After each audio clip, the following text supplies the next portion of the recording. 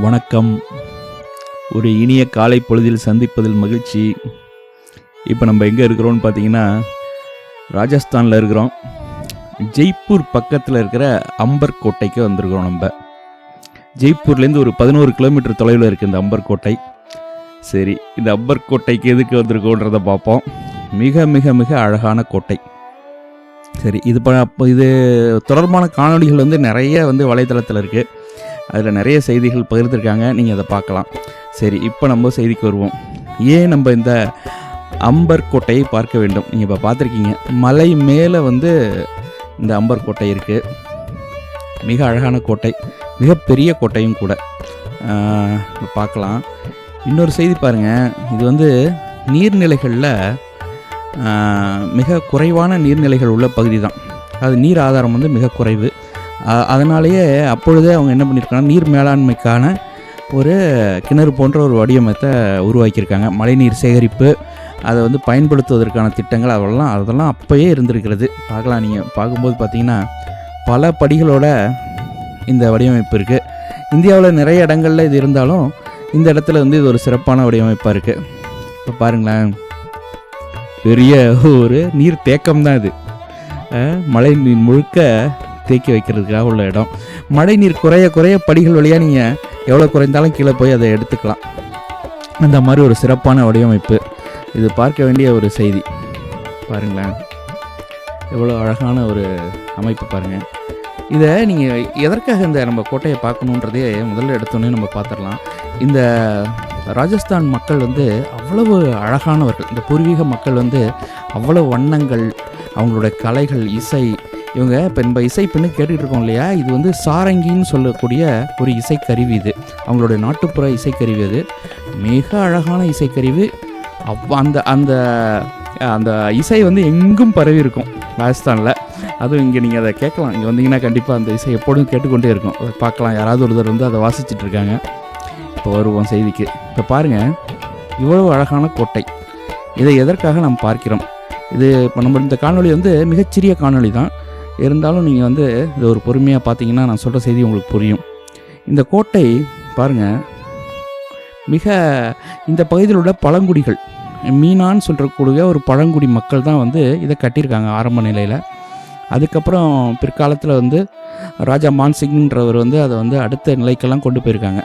இருந்தாலும் இதில் முக்கியமான செய்தி என்னென்னா, கிட்டத்தட்ட 16ஆம் நூற்றாண்டை சேர்ந்த கோட்டை இது.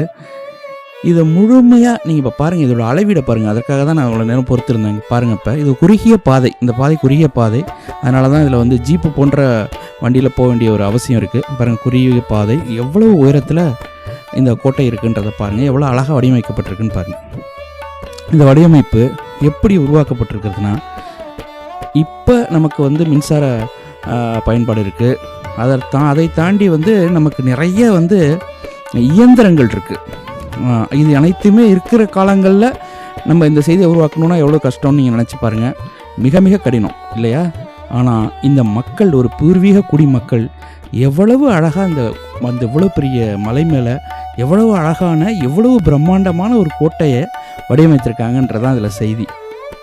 இப்போ நீங்கள் பார்க்கலாம், இது நிறைய வெளிநாட்டு மக்கள் கூட பார்க்குறாங்க பாருங்கள். எல்லோரும் ஒரு மகிழ்ச்சி. அது ஒரு பார்வையிடுவதற்கு அவ்வளோ பேருக்கும் மிகுந்த மகிழ்ச்சி. அதனால் எல்லோரும் பார்த்துட்ருக்காங்க. இந்த செய்தி நீங்கள் கவனித்து பார்க்க வேண்டும். இப்போ நம்ம என்ன நினைக்கிறோம் அப்படின்னா, வழக்கமாகவே நம்ம என்ன சிந்தனை இருக்குது நமக்கு அப்படின்னா, இப்போ அறிவியல் பூர்வமான வளர்ச்சி அடைஞ்சிட்டதுனால எல்லாமே புதிதாக. அந்த பாருங்கள், அந்த சாரங்கின்னு சொன்னோம் இல்லையா, அந்த இசைக்கருவி இதுதான். அங்கே இருக்கிறவர் வாசிச்சுட்ருக்காரு பாருங்கள். இப்போ இது பாருங்கள், அந்த நம்ம பரேடுன்னு சொல்லுவாங்க, போரில் வெற்றி கொண்டோன விழாக்கள் அதெல்லாம் இருக்கு இல்லையா, அதெல்லாம் கொண்டாடுறதுக்கான ஒரு பெரிய தளம் அங்கே இருக்குது பாருங்கள். எவ்வளோ அழகாக வடிவமைக்கப்பட்டிருக்கு பாருங்கள். இப்போ இதில் ஒரு செய்தியை பார்க்கணும். எந்த வசதியும் இல்லாத காலங்களில், இந்திய அறிவியல் அளவில் வளர்ச்சி இல்லாத ஒரு காலங்கள் கூட மனிதனுடைய மிகப்பெரிய சிந்தனை, அறிவு எப்படி இருந்திருக்குன்னு பாருங்கள். இந்த வடிவமைப்பை உற்று நோக்குனீங்கன்னா உங்களுக்கு தெரியும். இவ்வளவு அழகான, இவ்வளவு வறண்ட பகுதியில் இவ்வளவு பெரிய வடிவமைப்பை இந்த மக்கள் உருவாக்கியிருக்காங்க பாருங்கள். எவ்வளோ பெரிய செய்தி. அப்போ நம்ம என்ன நினைக்கிறோம், இப்போ தான் எல்லாமே உருவாயிருக்குன்னு நினைக்கிறோம் இல்லையா?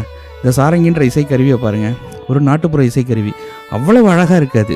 அவ்வளோ இசை இன்றைக்கி ஸ்பீக்கர், ஒலிபெருக்கிகள்லாம் நம்ம வச்சு கேட்குறோம். அப்படியே இடம் முழுக்க அந்த இசை வந்து மணக்குது. அப்படி ஒரு இசை பாருங்கள். அந்த கோட்டையோட வடிவமைப்பை பாருங்கள். இது வந்து முகலாயர்கள் மற்றும் வந்து ராஜபுத்திரர்களுடைய கலவைகளாக இருந்தால் கூட அவ்வளவு சிறப்பாக இருக்குது, அவ்வளோ அழகாக இருக்குது. இப்போ செய்தி என்னன்னா, இவ்வளவு பெரிய உருவாக்கங்களும் மிக எளிமையான மனிதர்களால் அழகாக தெளிவாக திட்டமிடப்பட்டு கட்டப்பட்டிருக்கு. அதை நீங்கள் பார்க்கலாம். அதில் இருக்க வண்ணங்களாக இருக்கட்டும், இதில் இன்னும் உள்ளரெல்லாம் நம்ம பார்க்கலாம். நிறைய இயற்கை வண்ணங்களை பயன்படுத்தி இன்றளவும் வந்து அதோடய வண்ணங்கள் குறையலை. அதுபோல் இருக்கிற வடிவமைப்புகள் அவ்வளோ இருக்குது பாருங்கள். அரசருடைய உட்கார்ந்து பேசக்கூடிய மண்டபம், இது இன்னொரு மஹால். இது உள்ளார வந்து அரசர்கள் வந்து மக்களுடைய குறைகளை கேட்கறதுக்காக உள்ள மண்டபம். இப்போ பாருங்கள் எவ்வளோ உயரத்தில் இந்த கோட்டை இருக்குதுன்னு பாருங்கள். எவ்வளவு பெரிய அறிவு பெற்றிருக்க வேண்டும். நீங்கள் பாருங்கள், இதை விட என்ன அழகு வேண்டும். இதெல்லாம் வந்து இந்திய நாட்டுக்கான பெருமைகள், அதில் எந்த மாற்றமும் கிடையாது. உலகம் முழுக்க இருக்க மக்கள் இந்த இடத்துல வந்து புகைப்படம் எடுப்பதும் இதை வந்து பற்றி பேசுவதும் கண்டிப்பாக இருக்குது. அதை நம்ம மறுக்கவே முடியாது. இந்திய நாட்டின் பெருமை இது. பாருங்கள் எவ்வளவு அழகான வடிவமைப்புன்னு பாருங்கள். எத்தனை ஓவியங்கள் பாருங்கள். இன்று செய்ததில்லை, முதல்ல வந்து இயற்கை வண்ணங்களால் உருவாக்கப்பட்டது. ஃப்ரெஸ்கோன்னு சொல்கிறாங்களே, இயற்கை வண்ணங்களால் உருவாக்கப்பட்டது. அழகான கட்டிடம். இவ்வளவு செய்திகளையும் நாம் வந்து அதுக்குள்ளார ஒரு தோட்டம் பாருங்கள்.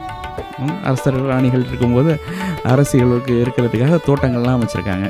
இவ்வளவு திட்டமிடல், இவ்வளவு அழகுணர்ச்சி இந்திய நாட்டின் மிகப்பெரிய பெருமை இது. இந்த அழகுணர்ச்சி வந்து எளிய மனிதர்களாக உருவாக்கப்பட்டது. இப்போ பாருங்கள், இது ஒரு சிந்தனை முழுக்க வந்து கண்ணாடி மாளிகை. இது கண்ணாடிகள் பதிக்கப்பட்டு இதுக்கு நிறைய கதைகள் சொல்கிறாங்க. ராணி வந்து நட்சத்திரங்களை பார்வையிடணும்னு சொன்னாங்க, அதற்கு தகுந்தால் போல வடிவமைக்கப்பட்டதுன்ற நிறைய செய்திகள் அங்கே இருக்குது. இருப்பினும் மிக அழகாக கண்ணாடி துண்டுகளால் அலங்கரிக்கப்பட்ட மிக மிக மிக அழகான ஒரு மண்டபம். எவ்வளவு உழைப்பாளிகள், எவ்வளவு கலைஞர்களுடைய பணிகள் வந்து எவ்வளவு காலத்திற்கு முன்பே நீங்கள் நினைத்து பாருங்களேன். காலையில் விடியும் போது சூரியன் இருக்க, மாலை மறைஞ்சிருது. அதற்குள்ளாரே உருவாக்கப்பட்ட, அதாவது ஒளி வசதி இல்லாத காலத்தில், மற்ற வசதிகள்லாம் மிக குறைவாக இருந்த காலத்தில் இவ்வளவு பெரிய செய்திகளையும் இவ்வளவு அழகுள்ள ஒரு செய்திகளையும் உருவாக்கிறார்கள் மனிதர்கள் என்றது மிக மிக பெருமையான செய்தி. நன்றி. மீண்டும் ஒரு சிறந்த காணொளியுடன் சந்திப்போம். நன்றி, வணக்கம்.